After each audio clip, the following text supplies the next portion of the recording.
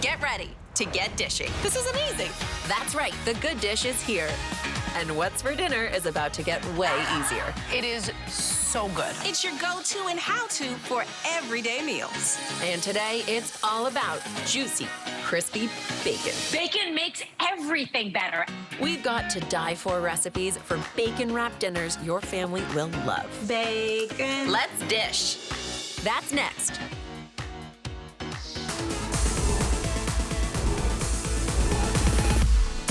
The kitchen has always been the center of my world because life is more delicious when it's full of food and fun. But also, I'm just a mom trying to get dinner on the table. From Hollywood to home, I bring Southern sweet and Caribbean heat, and I'm not afraid to stir the pot. Good food, good friends, good dish.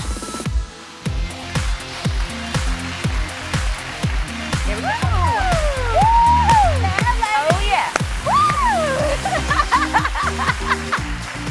Yeah. Hello. Welcome to The Good Dish. It is your new go-to for how-to, where we elevate everyday foods and put new twists on what you crave the most. Plus, we're gonna take on the biggest trends straight from your feed. And of course, we're gonna have tons of fun every single day. Now look, I've been sharing my passion for cooking and family with you on TV and on my Instagram for years. And honestly, being here on this set with you guys, it feels like coming home. And I am so glad you guys are here with us at the table and can't wait to dig into all this deliciousness together. We're having a moment. I'm not gonna get emotional about this. It's been a long time. It's a moment. A long time. Oh my God. Yes. All right. So on The Good Dish, we'll be dishing on the latest food trends and chatting with your favorite celebrities to find out what they're like at home in their kitchen. Well, I've been cooking and eating food from the very best chefs all over the world and on Bravo's Top Chef for years. But here, we'll be elevating your dishes and looking for shortcuts to make your life easier. And of course, we'll be answering the most important question of the day, what is for dinner? And it is a good day here at The Good Dish, because it's our big bacon show. I think I can hear it sizzling already. That's it, that's the noise. Is there a more beautiful noise in the kitchen? That is just like, you know it's gonna be good when there's something with bacon happening. Tonight, bacon-wrapped dinner 2 ways is coming your way, including a creamed spinach-stuffed bacon-wrapped chicken breast that will have your family begging for seconds. Also, look at how beautiful that is. That makes you look like a kitchen star. I love that. Delightful. That's what we do here. I know, make it look good, make it taste good, that's all we care about.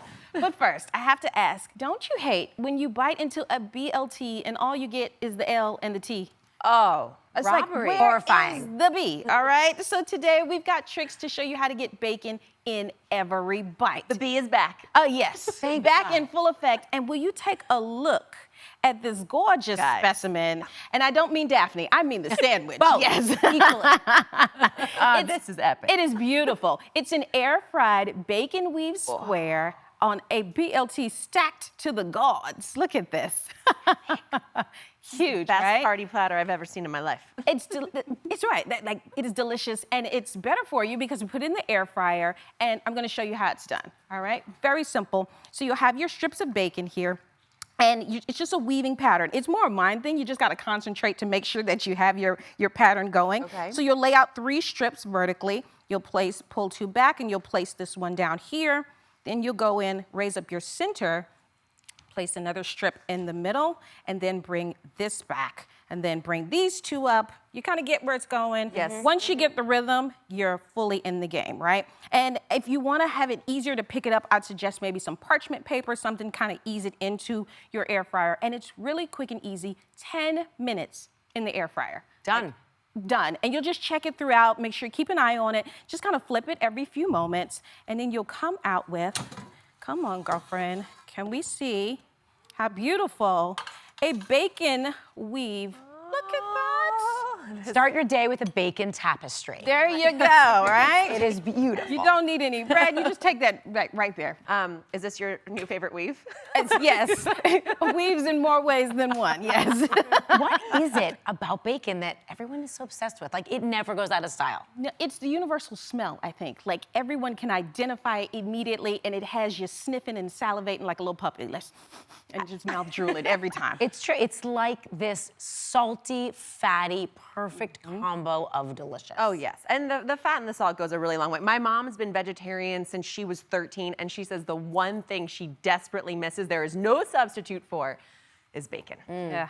But I think we should play a little game to find out all the things bacon goes perfectly with, and we are going to call it 6 Degrees of Makin Bacon. Woo! Sorry, Kevin. Lovely. Such a good guy. Look at that.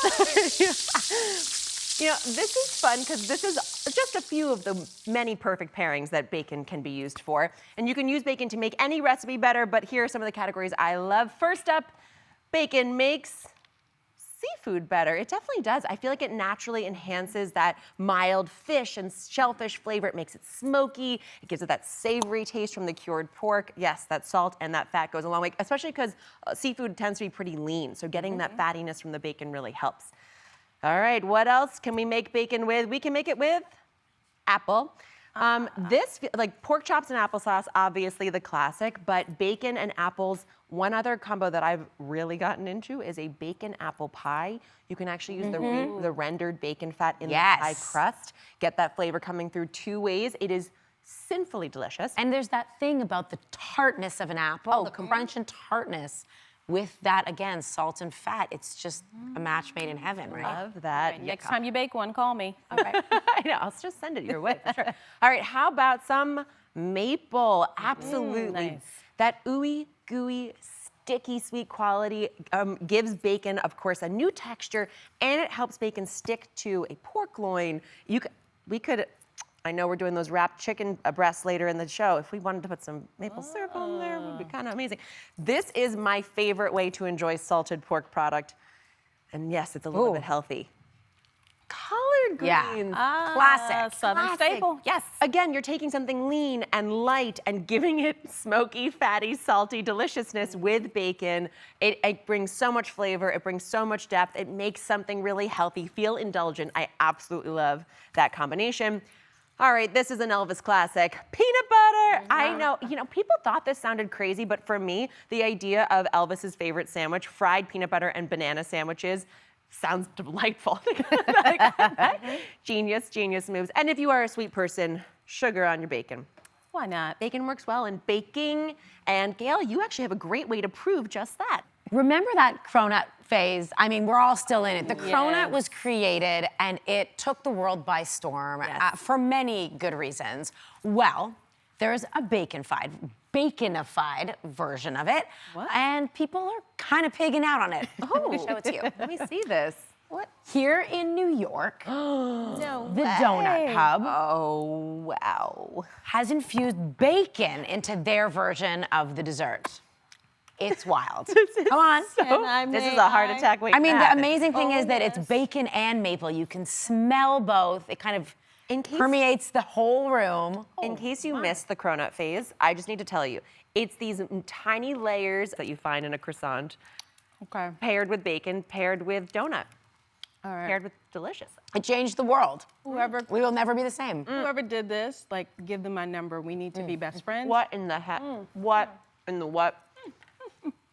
If my children knew I did this regularly, This is work. this is a problem. R&D.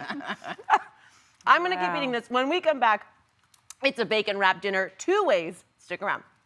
So good. Like something you saw on the show today? We're dishing all the details on the good list. All the recipes, important tips, and tricks, all in one place. So stay tuned until the end of the show when we'll share the good list QR code. You can scan to send it all right to your phone.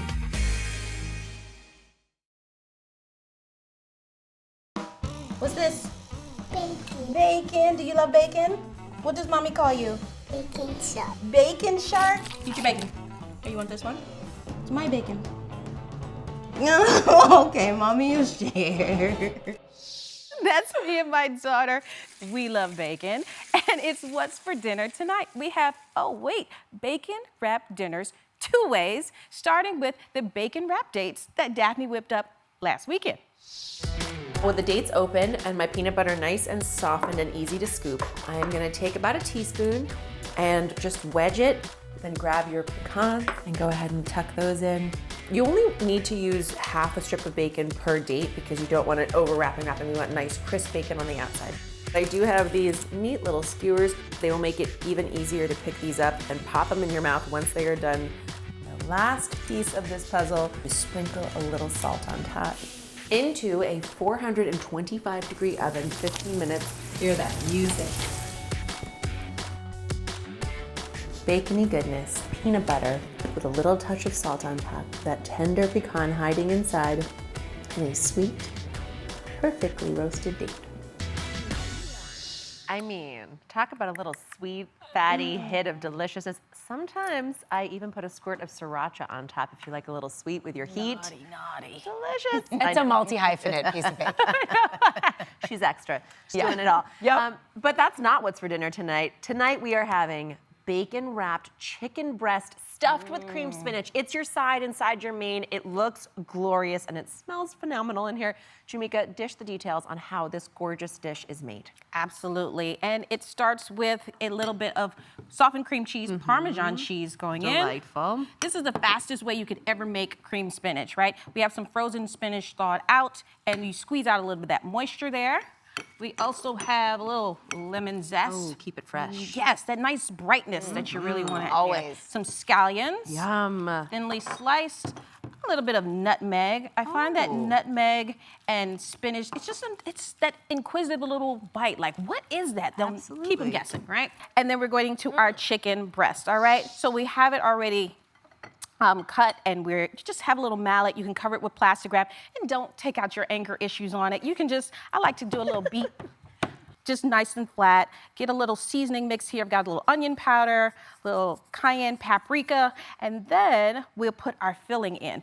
Don't want to on every layer. Yes, so flavor upon flavor upon flavor. That's what you want to go for. Okay. We'll get a little bit straight down the middle, and you just do a nice little roll and tuck, roll and tuck. All right, so then we have our little roll and tuck, and here comes the bacon.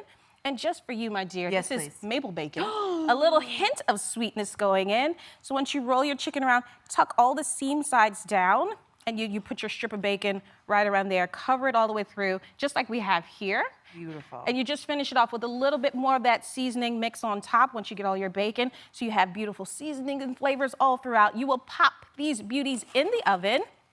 And you're just gonna bake for about 30, 35 minutes till all that cheese is nice and creamy and bubbly and gooey and the spinach is cooked and everything. And you start to get excited because you can smell it. Dinner is ready and... Oh, Jamika. Oh my goodness. Now, who would not wanna come home to this for dinner? Wow. Wow. Smells so good. And you can even put it under the broiler for a few more moments. Down here, let's go. You want to go down here? We can Sure. eat it. Yes, you can even go under the broiler, kind of crisp things up a little bit. I'm going to put that under there because it's hot. All right. It has this beautiful presentation, lovely spinach on the inside. It is wafting from bacon. Yeah, I'm like, Yeah, do we really get in need there. the fork? I'm getting in there. Do we really need the fork? I don't think so. Oh, okay, we're going. We're going to it right Go there. for it. I mean, it really has all the things. And the best part about it, and I haven't even tasted it yet, is that a chicken breast can be dry, as we know, and wrapping it in bacon seals in that moisture, gives it a little extra needed fat to make it all come together. Flavor and flavor. Well, I have tasted it, and I have to say that nutmeg really went a long way. That lemon, so Secret good. right there. Garlic, gorgeous. Don't ever tell them what it is. I can't. Yeah, this is mine. I can't wait to finish this up. When we come back, we're playing Spin the Bottle with garlic and no, just kidding. Not that kind of spin the bottle. Oh, wow. You'll see. I mean, I'm open to whatever. The first show, really?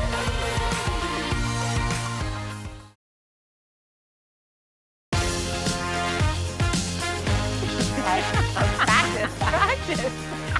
Get it in there. All right, now remember the days when you and your friends would sit in that circle and anxiously wait to see if the bottle point towards you? Oh gosh, memories. Okay, so today we're putting the dish twist on that classic game, Spin the Bottle. But before we can spin, please welcome today's guest host and MC, funny man, Brian Balthazar. Hello. All right. How's it going? Yes. to the Hi, show. Velvet Jacket. Looking good. Okay. Okay, so this is not the classic game, the kissing game that you're used to. This is not the dish after dark. This is about spinning the bottle for information about you. I want to know all about you and see how well you know each other. Okay. Fun. Okay. This wheel, got this. every space on this wheel contains a category, and I'm the only one who knows what's on the category. So I'm going to spin the wheel. If you can answer the question about yourself, you'll get a pour. Okay, that's easy. You can pour yourself a little champagne. Go easy. We're good at that. Right. Okay. If you can answer a question about one of your co-hosts, if you can answer that, you get a bonus pour. Okay. So the person with the most champagne at the end is the winner. Aren't we always the ones? And today, with the most champagne wins. right. Okay. And today we're getting a little extra help from the Good Dish Dancers. Oh, no, sorry. I couldn't get him approved. No. Wait, what? Dancers. No dancers today. Next time. Okay. Ready for the first spin? Daphne, you're going to be up first. Oh, okay. All right. I'm getting impatient. Okay. Host with the most. The question is, what do you hoard? And if you're not a hoarder, what do you buy a lot of? What do I buy a lot of? I buy a lot of ketchup. I buy like an endless supply of ketchup. It's weird. I know. You know, if you're at a restaurant, do you hoard the ketchup packets? No, that'd be so weird. No. Oh, that's I'm not weird. a freak, Brian. That's weird. That's where you draw the line. Here at the Good Dish. I'm pouring myself. Give yourself a All pour. right, yeah. Do you know what either of the other two ladies hoard? Gail hoards capers.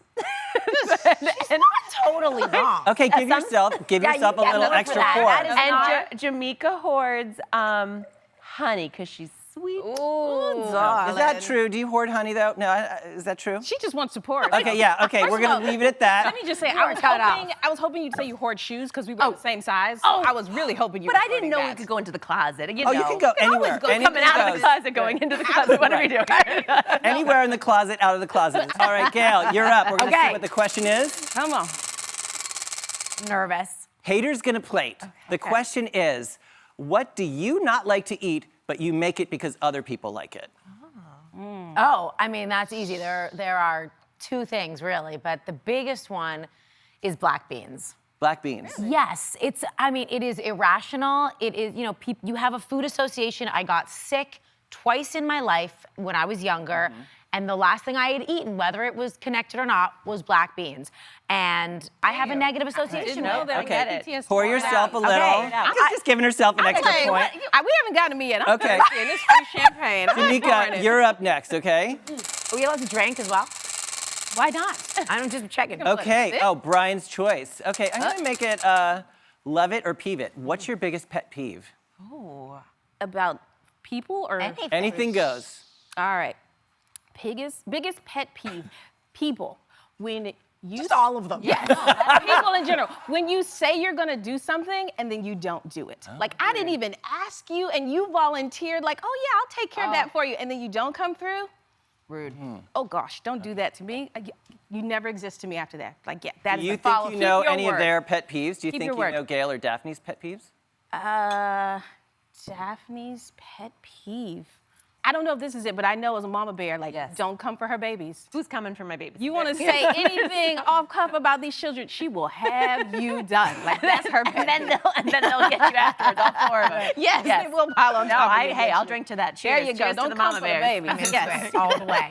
All right, now I'm Or really more. going to take control with a special bonus round. Find out which category I'm having the ladies dish on next. Get those dancers out here. Get the dancers, the Good Dish dancers. Bring our own dance.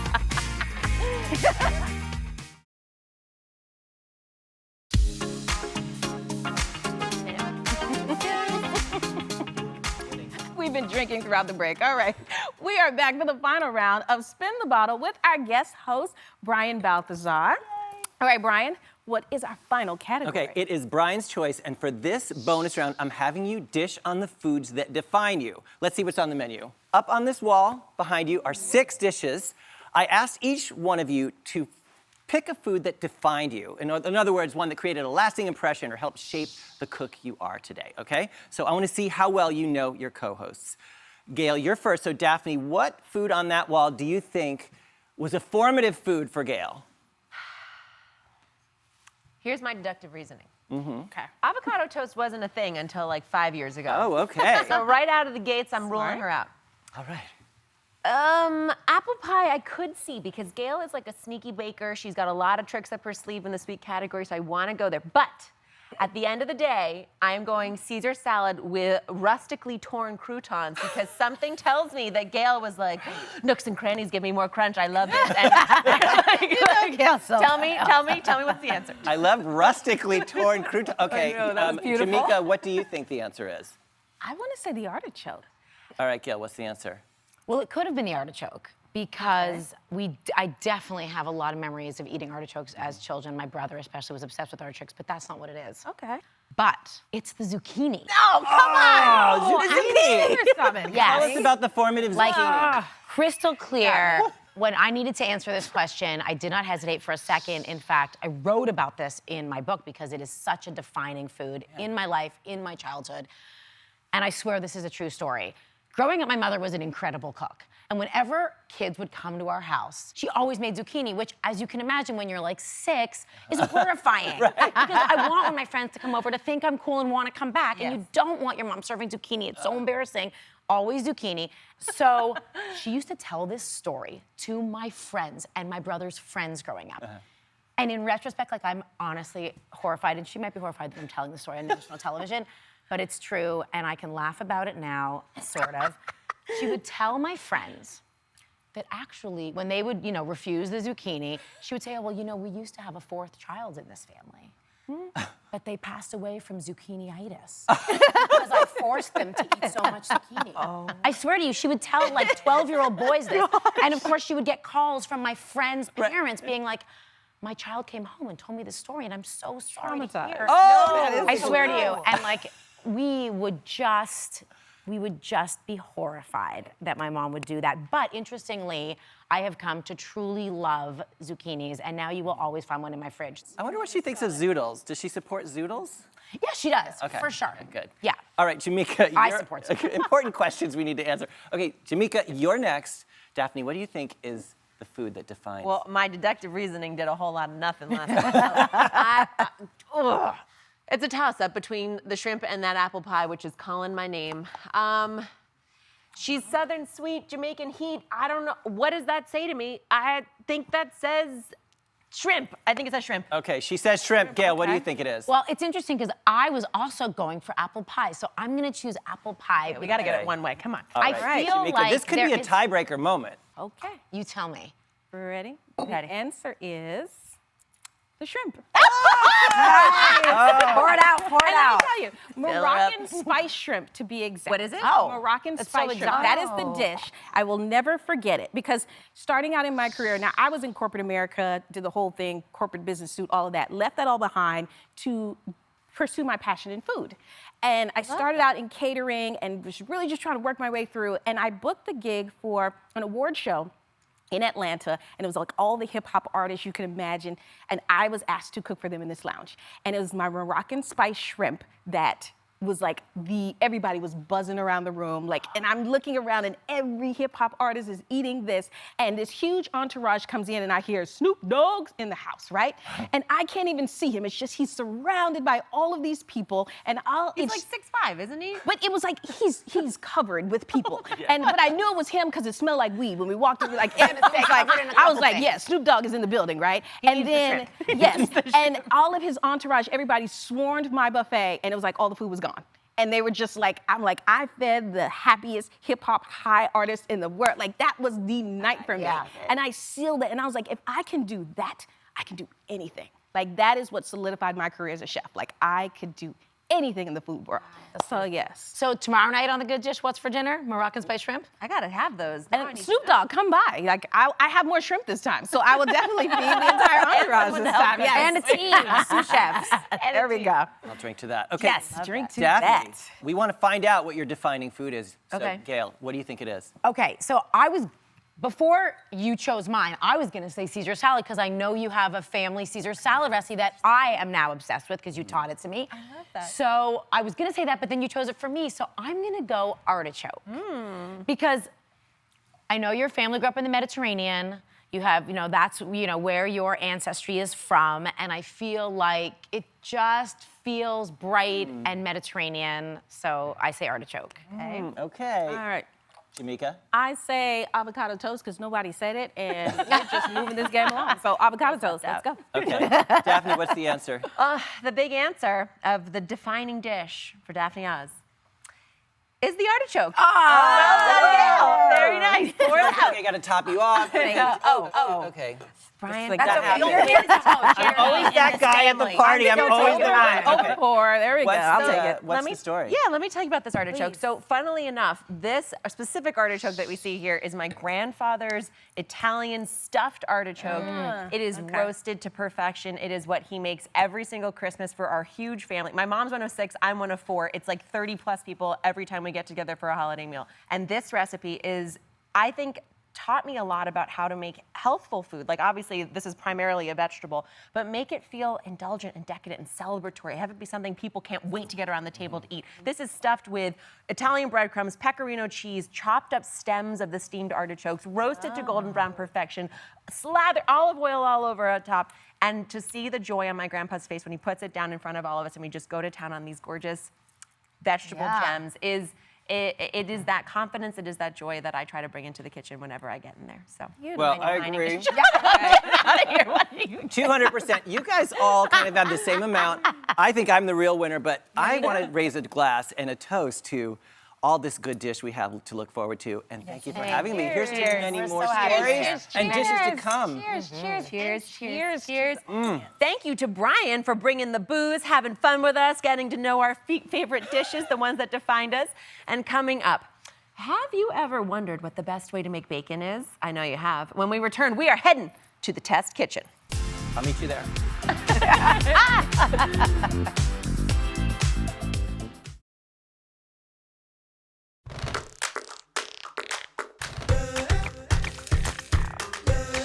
The Good Dish Test Kitchen, where we get a little nerdy about testing recipes so you don't have to. And today, the Good Dish Test Kitchen explores the best ways for making bacon. Bacon, bacon, and more bacon. Bacon made on a stovetop, as we all know, probably can be crispy and delicious, and the sizzle could win a Grammy, but let's face it, when you make it on the stovetop, even though you can't deny the flavor and that smell that permeates your whole home, it makes a mess. It sputters all over your kitchen, all over your stove, and it may not be the best way to make bacon. And honestly, when we put things in the test kitchen, we're really trying to get to the bottom of every option is a good one. Bacon anyway is a good one, but what is the best way to make it and which method can you use to cook it that is actually going to always yield great results? It turns out the cooking method of your bacon can be quite controversial. It's dividing families, I'm told. So we're dealing with big issues. Big issues here. So today we're experimenting with 3 different methods for cooking bacon. Some of them might be a bit unconventional. Yeah, I think so. In the microwave, a brand new oven method where you twist the bacon, and on the stovetop, but with a little water. Yes, adding water. Okay. Let's begin with the microwave. This method is fast, cleanup is minimal, that's why I like it. Here's what you do. You line a microwave-safe plate with some paper towel. You put a few strips of bacon down, cover it with the paper towel right here on top. In the microwave, on high, 3 to 5 minutes. You want it crispy, you want to check it halfway through, sort of like when you cook chocolate, you want to do it in increments to make sure that you don't go too far, because every microwave is slightly different. And our beautiful results. Here's the thing. Oh, here she is. So let's talk about the results here. Obviously, it was easy, we thought, putting it into the microwave. But the reality is the microwave bacon comes out flat. It looks lovely, eye to eye here. But it definitely does seem like the easiest. But I would argue because you have to go back and sort of check on it and look at it like you described, because the difference between perfectly cooked and burned is literally seconds, it does make it a little bit more challenging. It doesn't seem like you can do all that much at once. And as you can see here, they're actually not uniformly cooked. You have some pieces that are a little bit raw, some pieces that are a little bit burnt. It gives it that dried out texture that to me is not the perfect piece of bacon. Not perfect, sorry, I'll still microwave. eat it, but it's not perfect.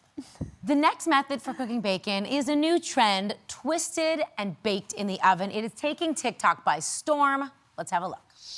I have over 2 pounds of bacon here going on a lined baking sheet with parchment paper. Make sure you trim the edges, unlike me. And then I put it in the oven at 350 degrees for about 20 minutes, flipped it over, put it in for another 20 minutes. It turned out perfect. So you saw what they did there. They twisted the bacon, put it into the oven like this, and it comes out kind of fun. It looks pretty evenly cooked. The thing about making it when we tried it though in the test kitchen is that it kind of became messy to make. It was hard to flip. She wants you to flip it halfway through. And it kind of actually becomes a bit of an arduous task. I feel like there's some crispness, but it's inconsistent. And also there's sort of some pockets where there is some extra fat pooling, kind of good, but also not exactly what I was looking for. Not that crispness we're desiring. Okay, our final cooking method, and this is interesting because there's a little chemistry happening here, is to cook your bacon in a skillet with a little bit of water. So you want to place the bacon into a cold pan, and you're going to space them evenly here, non-stick skillet here, and we're going to add just enough water to coat the surface of our pan and ever so slightly submerge the bacon. Not by much. I mean, we're literally just taking it up to the bare minimum of the edge here. You're going to turn that heat up and get it to a simmer. And as the water comes up to that boil, to that simmer, it actually helps the fat to slowly render. So you get a beautifully even cook on your bacon. And after the water has completely evaporated, what you then do is let the bacon continue to cook over a lower heat. So you turn it down to a medium roughly. It'll take about 7 minutes and the bacon will perfectly crisp and brown. It stays lovely and even and flat, which makes it really easy for using in sandwiches and things like that. This is the result you end up with. I will give you one word of warning from experience. Sometimes at this stage in the cook process, it sputters a little bit, so just go ahead and vent your pan with a lid like that, like so. But look at this, gorgeous, evenly cooked, tender, crispy piece of bacon. Let's hear a little crunch.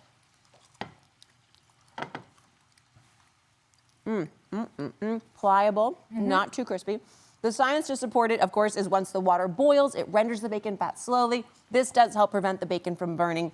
And the method to the madness is that lowering the heat halfway through the process actually gives bacon an even crispness and prevents shriveling. That's one thing I noticed. Horrified it really by. retains its shape.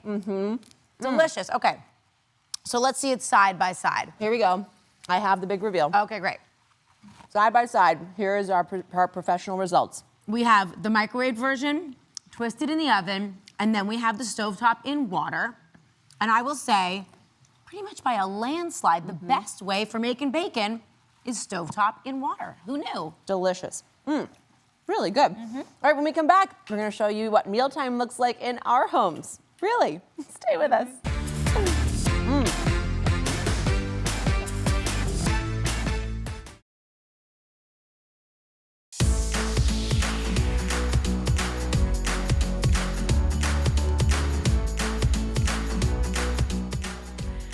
We're back with The Good Dish. This is our kitchen, and we love sharing meals with you here. We might be trained chefs, but we're also moms trying to get our families fed. Here's a look at what our lives look like cooking at home. Hey, it's breakfast time. Come on in. And please. What are we having today for breakfast? Pancake! This is Gigi, she's the baby, she's 2. I'm Lena, and I'm the oldest, and I'm 8. It was John, I am 6 years old. And this is Nika, and she's 4. Let's make pancakes. Good job, you're making it perfect. Look, ooh. Quick cooking rolled oats, just a little handful. Okay, no eating the chocolate. We're gonna put it in the pancake batter, okay? Good work, Philo, you're doing such a nice job, thank you. Baby, you can't do this part. This is the mommy part. This smells great. Ooh. You have to congratulations the chefs. This maple syrup tastes amazing. Nice work, everybody. Let me know if you need more syrup. That's breakfast time, guys. That's just one little moment of crazy. Come on in, it's lunchtime. All right, who do we have here? Sasha. Sasha and Stella. Stella, say hi. What are we making? Spaghetti. Spaghetti. I need you to squish these up with your hands and try not to make a mess. I like squishing. Okay, spaghetti's almost done. Now, cooking in this house can get a little chaotic. Yes, and we've got some picky eaters in this house. Yep. Yes, she only eats spaghetti most of the time, so we eat spaghetti about 5 nights a week. And Miss Stella over there, she eats it all. Spaghetti's ready. Daddy!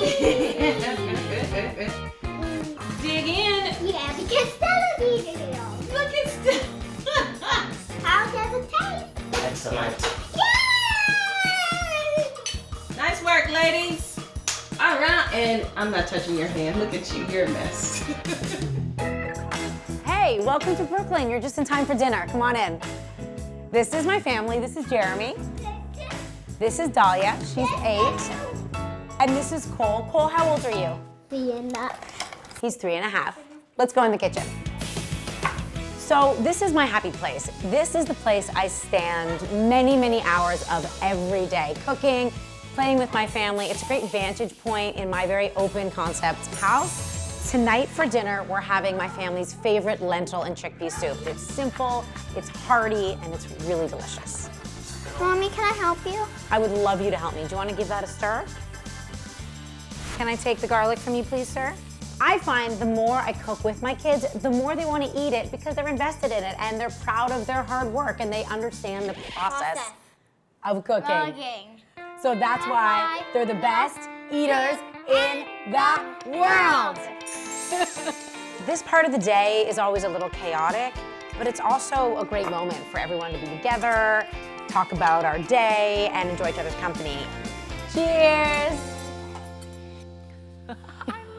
I mean, that was fun. I have to say, I love the fact that breakfast in your house really felt like a party. Yes. It should be. Pancakes, hello, gotta make it a party.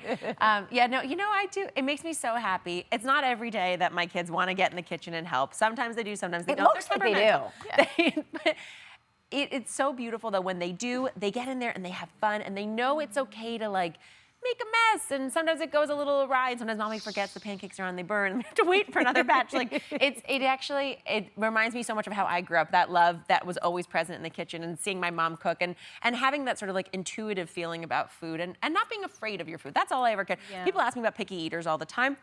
And look, kids are themselves. Some of them come out not really liking a ton of different foods, but the best thing I've ever been able to do for my kids is lead by example, have them have fun in the kitchen with me, want to be in there with me, make a lot of cookies and cakes and things that always tempts them in there, but also to make them feel like not being afraid of food is a big kid thing to do. Mm-hmm. That like choice that they have and that fun that they can have is a very it's something that they can show how adults they empowering. are. It's very empowering. You always keep your cool in the kitchen. I do not always keep my cool in the kitchen. You look like it. They edited me. Like that's my aspiration. It's chaotic. They're so loud and there's flour everywhere.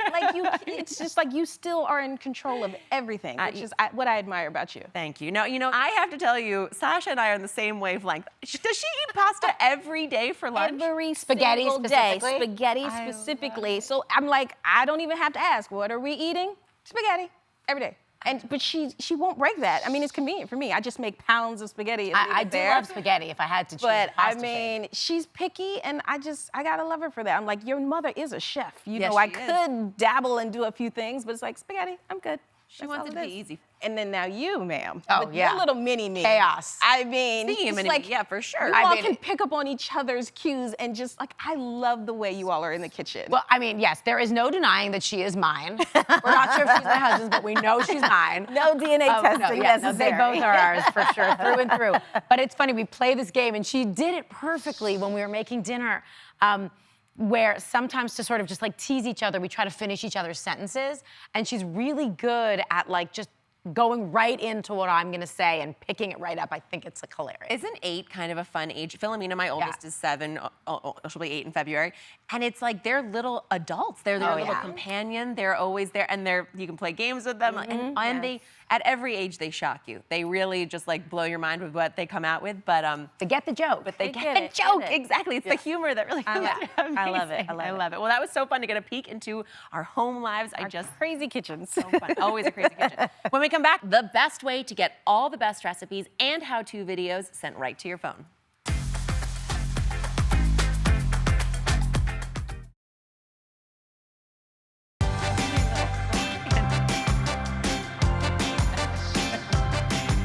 Not about it. They're show number 1 of The Good Dish. Woo, woo. It's here. We Wow. are so happy to be sharing this show with you guys. I mean, we have waited so long to bring this to you. We could not be more thrilled. It's true, and I have to say, it feels really good and really comfortable to just be with 2 other strong women in the kitchen, sharing our knowledge and leaning on each other. I think it's really what TV needs. Absolutely. Yeah, That's that's me, girl. a little lean time. Well, I love you guys. You want that like support system. You want those friends in the kitchen. You want other mamas to like trade tips with and feel lifted up by and feel good about. And I can't wait to have all the fun we're gonna have. I can't wait for all the good dish. I can't wait for all the good friends, the good food, all of it. It's just gonna be a good time to come and kick your heels up and feel taken care of for a second. All right. And now it is time for the good list. So this is a QR code on your screen. It's popping up here. And all you have to do is open up the camera app and point your phone to the TV. It will take you right to the place where we have all the recipes and tips from today's show. On the good list today, of course, is the answer to the question, what's for dinner? That's right. You'll get the recipe for my cream spinach, filled bacon wrapped chicken breast. That was so good. So good. I'll be making that soon, actually. I think my kids are gonna love this. I love this dish, and I just think it's the perfect fancy but easy meal to make any weeknight. Think of me with every bite. And I will be thinking of you with every bite. All right, guys, we'll see you next time for more good food and good dish. More bacon? And more bacon. Hey, yeah. Always more bacon.